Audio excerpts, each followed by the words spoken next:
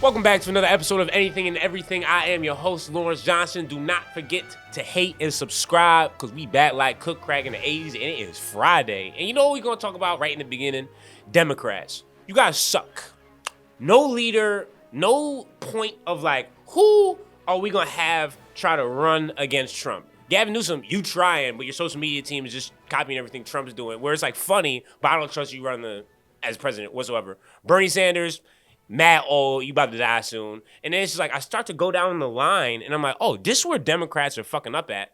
You guys suck at planning. You guys suck at leadership. You guys suck at talking, suck at public speaking, and at planning.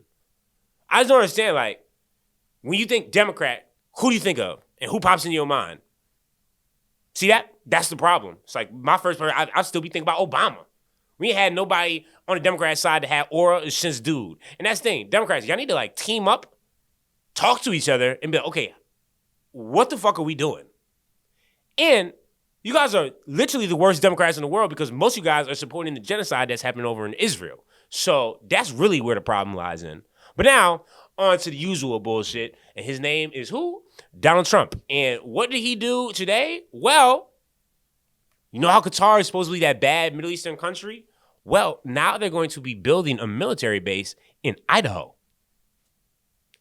I know, right? Doesn't that sound insane? Where it's like, okay, if Joe Biden did that, the right would be freaking the fuck out. But somehow we're excited about having a Qatari Air Force base in Idaho. Like, again, I'm saying a Qatar Air Force base in Idaho. But we want to deport everybody. Middle East is bad, but now we're going to have a Qatari air base. I mean, listen to PXF sound fake excited. And I'm also proud that today we're signing a letter of acceptance to build a Qatari Emeri Air Force facility at the Mountain Home Air Base in Idaho. The location will be host a contingent of Qatari F-15s and pilots to enhance our combined training, increase lethality, interoperability. It's just another example of our partnership. And I hope you know, Your Excellency, that you can count on us. I mean, if anybody thinks this makes sense, let me know in the comments, because to me, this is like completely against everything that they supposedly go for. But I guess it does make sense because it's like, okay, all right, you guys give me a couple $100 million jet. I'm going to build a golf course in Qatar. Now, sure, you guys can have a military base here. Why not? You guys have some F-35s and whatnot. And it's just like, whoa, what the fuck happened that fast? Isn't that a crazy-ass switch up all of a sudden? Does that not add up to anybody else? Or you're just like, wait a second, whoa, hold on. I feel like that's literally everything you're against. But that's why we are a bought and paid for country. We have the number one grifter in the world as the president of the United States. He's bought and paid for. Whoever give him the most money, he rocking with them niggas. Point blank. Very simple. You know something that's not so simple, though? Peace in the Middle East. There's a ceasefire that has been agreed upon, shockingly, right before the Nobel Peace Prize was handed out, which he did not win, but we'll get into that in a second. But back to the peace in the Middle East. So there's this deal that is signed. All for all hostage exchange. Where the obvious fuckery happens is what happens after the hostages are exchanged. Because Trump already came out, went on the phone, he said, not Putin, we'll talk about him later too. But Netanyahu called me and said, people all of a sudden like me again. That's a lie. Everybody still hates that genocidal fucking maniac. But he also has already said, oh yeah, all for all hostage exchange, but we're not leaving. And that's the whole entire point is, IDF in Israel has to leave Gaza and Palestine and let them be their own state. Two-state solution. They're not going to do that. So what I think is probably going to happen is there going to be a hostage exchange.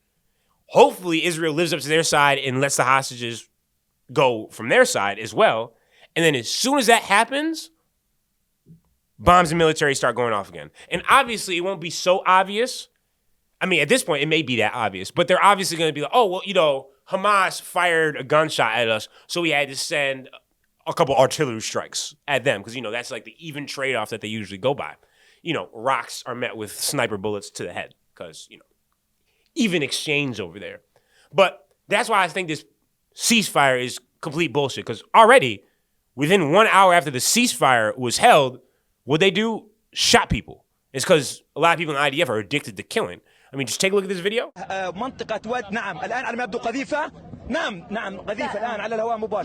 So ceasefire hasn't actually been stopped, but now since this last video, there hasn't been any bombs per se. That's what they're telling us at this current time.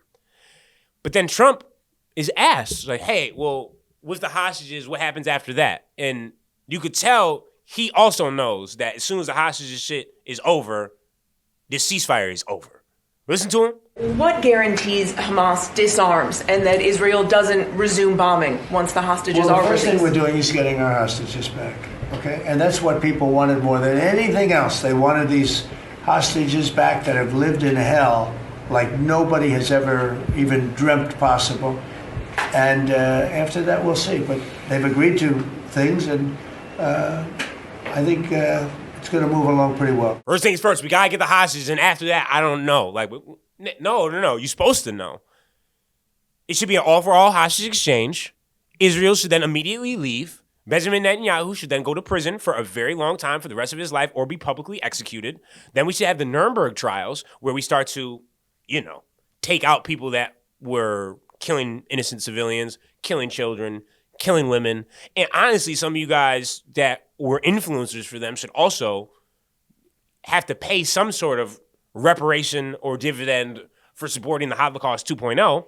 And then we have a deal of reparations to give the Palestinian people, and we start to rebuild their entire homes. Because as we can see from the many different videos, there's no longer any building there. There's no longer a place to live. People have nothing.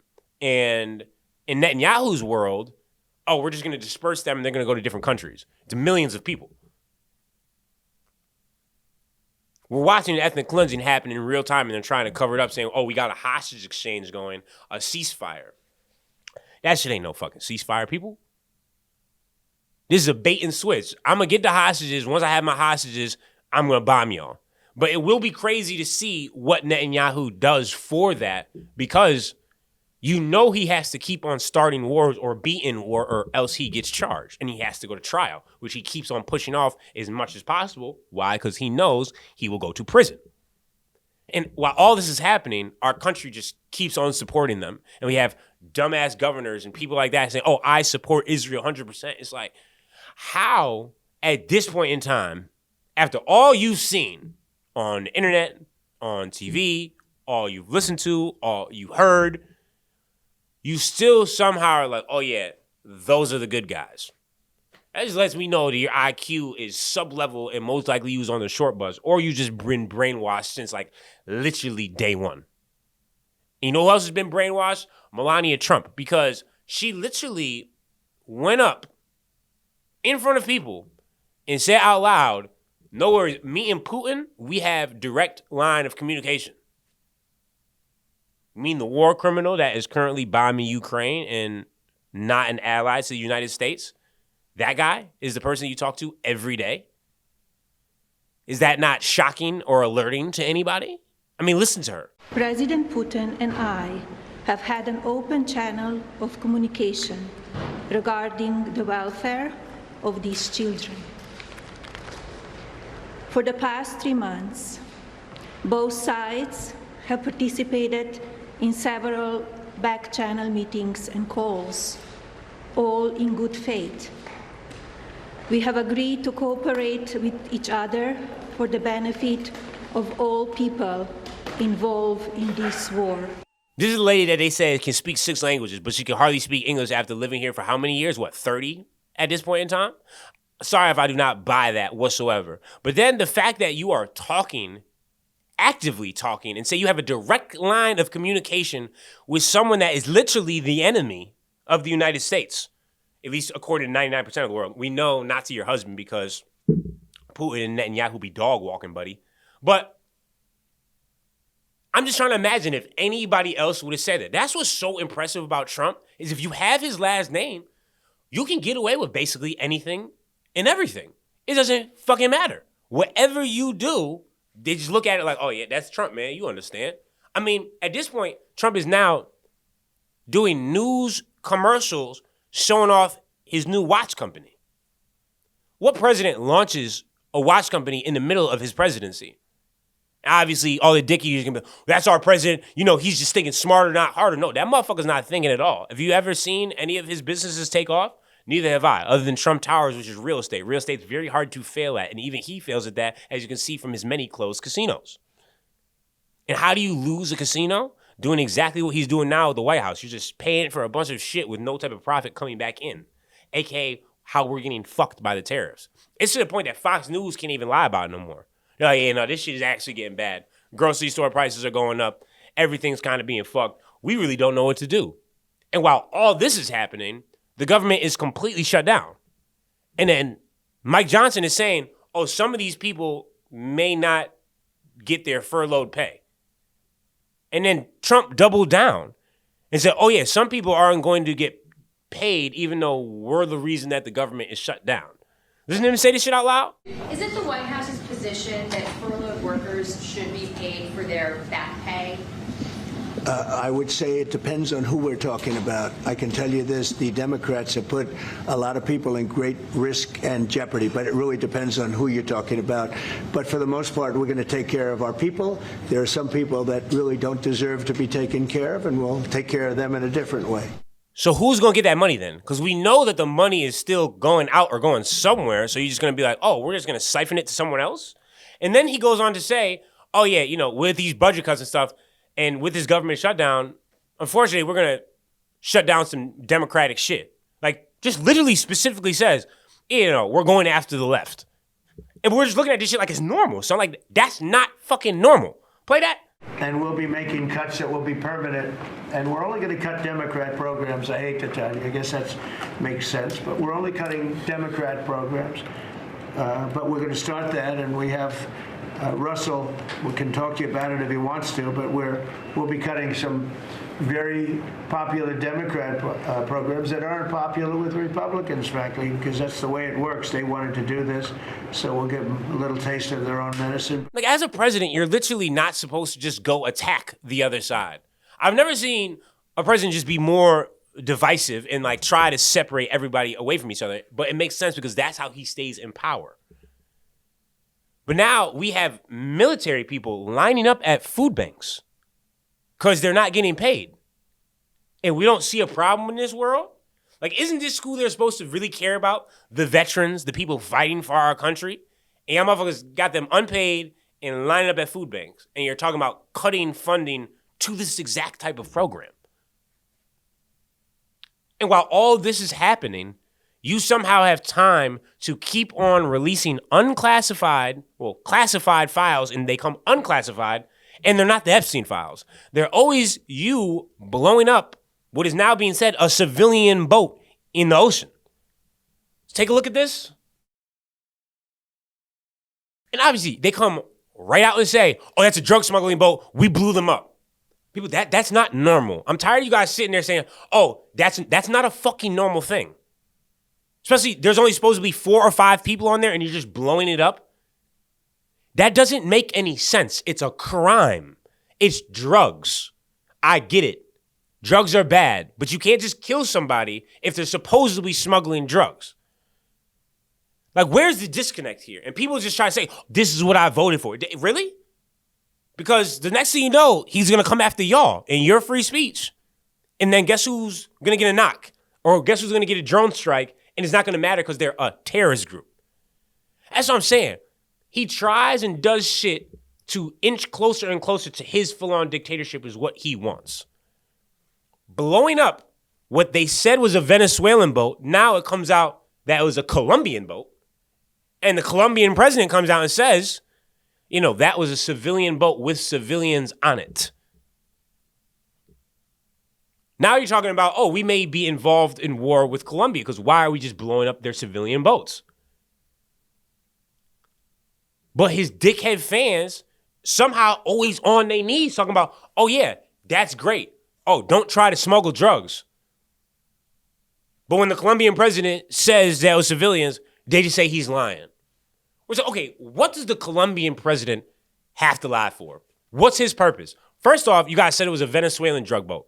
Then we find out it's Colombia. So why would he come out the way and be like, oh, Yeah, no, that's our boat. That's civilians.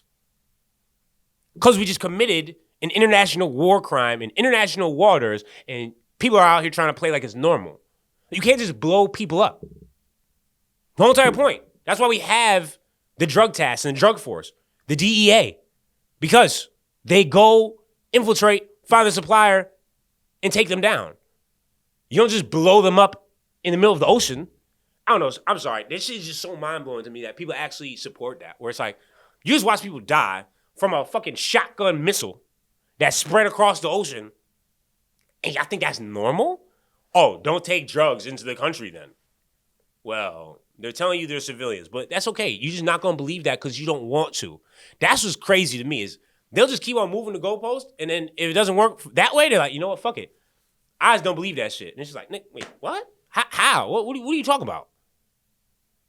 And then finally, the one person that does know what she's talking about is MT fucking G. I never thought me and Marjorie was going to be on the same page, but she went on CNN and was talking straight facts about this Palestine shit. Go ahead, play that. The relentless bombing of the Palestinian people, and many of them have been just innocent people. They're not Hamas. They're literally women and children, and you can't unsee the amount of pictures and videos of children that have been blown to pieces and are they're finding them dead in the rubble. That isn't, those aren't actors. That isn't fake war propaganda. It's very real, and I think that is equally horrific. I want to see an end to it, and I think most Americans do. Finally, Democrats, take notes. You see how easy it is to call people out on their shit? Every single person that is on the Democratic side should be very outspoken against Israel. But because they're bought by AIPAC, they aren't. And that's why you dumbasses keep on losing the election. How easy is it, and how easy it would have been to win the last election if y'all would have just said, hey, that's a genocide, we're going to stop Israel. But you motherfuckers are bought and paid for, so you can't. And now we have people like MTG, and she's over here making points on CNN because you two motherfuckers are too spineless to stand up to the blue and white. Sad, sad fucking country that we live in. But basketball is almost back, people. So that's all that fucking matters at this point in time. I'm not going to go back into that LeBron shit, but it's crazy to see the NBA playing over there in China and how much love they get over there. Shit is really a worldwide sport. And you already know, teams I'm rocking with, the Suns and the Mavs. I'm just saying that early. And I will say also early, Ace Bailey, oh yeah, he going to give that man Cooper Flag a run for Rookie of the Year because bro is NBA motherfucking ready right now. Spurs, y'all tweaked. I get it. Y'all don't like egos. Y'all don't like attitudes in your locker room. Whatever. You don't let somebody like that pass. You could have De'Aaron Fox, Ace Bailey, Stephon Castle, Wemby. Ooh, shit would have got real. Just like it got real last night in that field. Chiefs is ass, son. Ooh, you would have made a lot of money if you put that Giants money line on the fucking brim, son. And I think this is the end of an era. They just not like that no more. I don't know whose fault it is for the Chiefs, but them niggas is ass. And Jackson Dart, that white boy really may be him, son. Bro was moving, grooving, vibing, sliding in that pocket, putting shit on the money. And Scatterbo, oh yeah. That's what I'm talking about. When white people are cool and they're athletes, you get a Cam Scatterbo, where it's like, oh, you know what? I fuck with Buddy. One, he playing running back. Two, he a motherfucking dog. And he just be talking shit and he cool. You can see the energy speak for itself. I love shit like that. And last but not least, the Nobel Peace Prize goes to nothing but, yeah, not Donald Trump. I know he was so fucking mad, but instead it goes to the Venezuelan president or whoever the fuck she is. And it didn't make any sense because why? Zionist bot. Clearly bought and paid for. I mean, to the point where she tried to go give a handshake in her own country, and even they looked at her like, bitch, you know you don't deserve this. We don't know how you got this shit. What the fuck is going on? And I've lost all respect for the Nobel Peace Prize after that. Because how does someone that's supporting a current genocide possibly be the one that wins the Peace Prize? That'd be like giving it to Adolf. And but hey, you was wildin', son. But it was kind of peaceful, your intentions. Like, we get what you was trying to do. That's who just won Nobel Peace Prize. I mean, now she's not actually carrying out this, But she's supporting it. So how the fuck do you win that? We gotta stop giving it like, I don't know.